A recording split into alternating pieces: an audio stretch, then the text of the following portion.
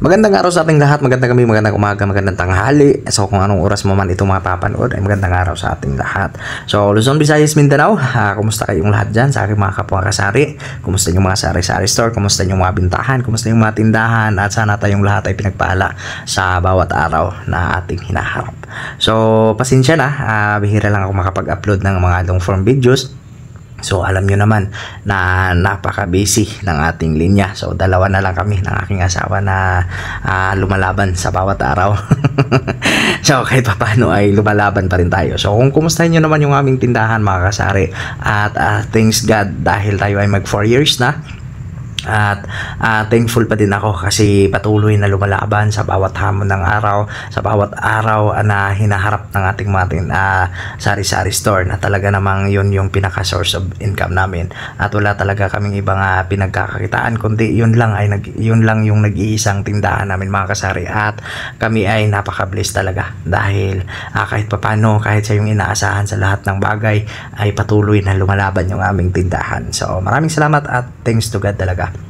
So maraming salamat sa mga tao na sumusuporta sa aming tindahan. So sa mga bumibili ay napakalaking halaga, napakalaking bagay po para sa amin dahil kayo ay bumibili sa aming tindahan. At yan ay laging pinapasalamatan namin sa Panginoon dahil sa pang-araw-araw ay nakakabinta kami at nakakapag-rolling. So maraming salamat talaga Lord dahil kahit papano ay ipinaglaban mo yung aming nag-iisang tindahan. So sa yung humaharap sa lahat ng mga kailangan sa pang-araw-araw, basic needs, mga talaga namang sa lahat ng bagay. So yan yung inaasahan namin, siya yung inaasahan namin sa lahat. So maraming salamat talaga unang-una sa Panginoon dahil sa mga taong sumuporta sa aming tindahan. Kahit marami ng tindahan nagsipagsulputan, so marami pa ring tao na naniniwala sa amin, marami pa ring tao na sumusuporta sa aming tindahan. So kaya maraming salamat talaga. At ngayon ay isi-share ko lang mga kasari sa mga nakikita nyo dyan, yan yung aming bagong na family. At pangdagdag sa aming tindahan, pangdagdag stocks, yung ibang mga item dyan na nakikita nyo. So yan ay restock na yung iba at yung iba ay talagang upos na. So kaya pumili kami ng panibago. So alam nyo naman mga kasari, ang buhay ng isang sari-sari store na talaga namang napaka-busy. So minsan nga yung kain namin, yung dapat na almusal ay napunta na sa pananghalian. So dahil hindi lang naman yung tindahan, hindi lang naman yung sari-sari store yung aming inaatupag. So may paninda tayo sa labas at kung ano-ano pang mga diskarte na kailangan lang makabinta, kumita, pandagdag sa ating binta sa pang-araw-araw, yung mga extra income na isinabay natin sa ating sari-sari store. So kaya talagang napaka-busy so sa araw-araw mga kasari. Pero kahit pa paano ay lumalaban, siyempre tayo nagpapasalamat sa Panginoon kasi binibigyan pa din tayo ng lakas para sa bawat umaga na lumalaban sa ating mga daily routine. So hindi madali yung buhay ng isang sari-sari store owner. So alam ko maraming relate dyan, lalong-lalo na sa ultimo sa pagkain na talagang isusubo mo na, tumatayo ka pa para lang mabigyan yung mga customer. Siyempre unahin talaga natin yung customer, kahit tayo ay gutom na talaga. So itaas yung mga paa sa mga relate dyan.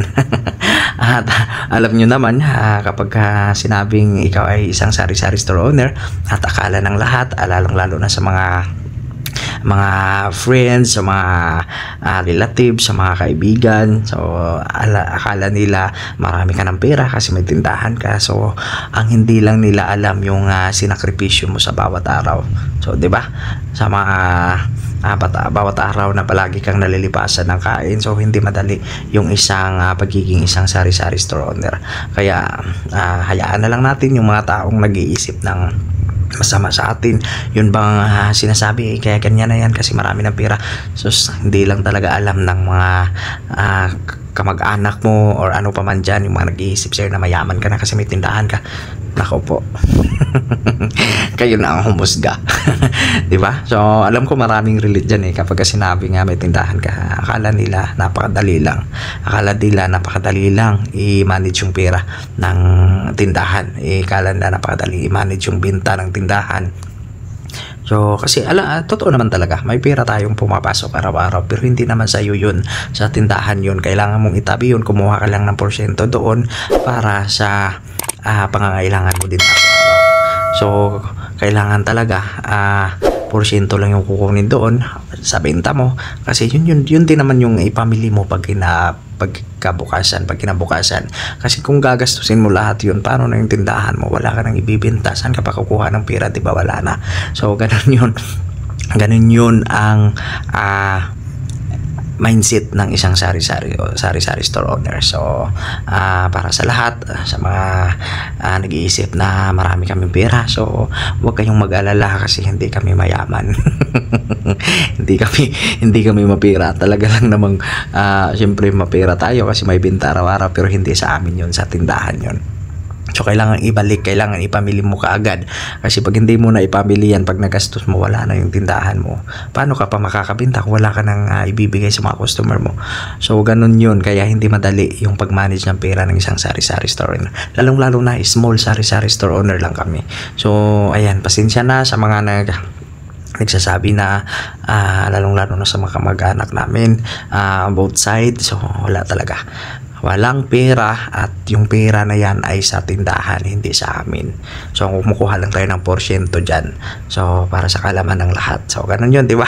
Ganun yun mga kasari, no? So, sa mga kasari ko dyan na relate, alam ko naman na talagang maraming makaka-relate ito. Kasi akala ng lahat, pag may tindahan ka, mapira ka na.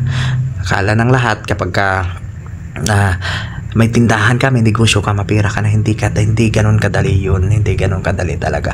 So, kaya ayan, maraming salamat sa lahat ng mga umunawa sa amin, lalong-lalo na sa mga kamag-anak na humingi ng tulong na talaga namang hindi ko pa maibigay yung mga pangangailangan nyo. So, pasensya na talaga, at someday, somehow, somewhere, so, bahala na si Batman.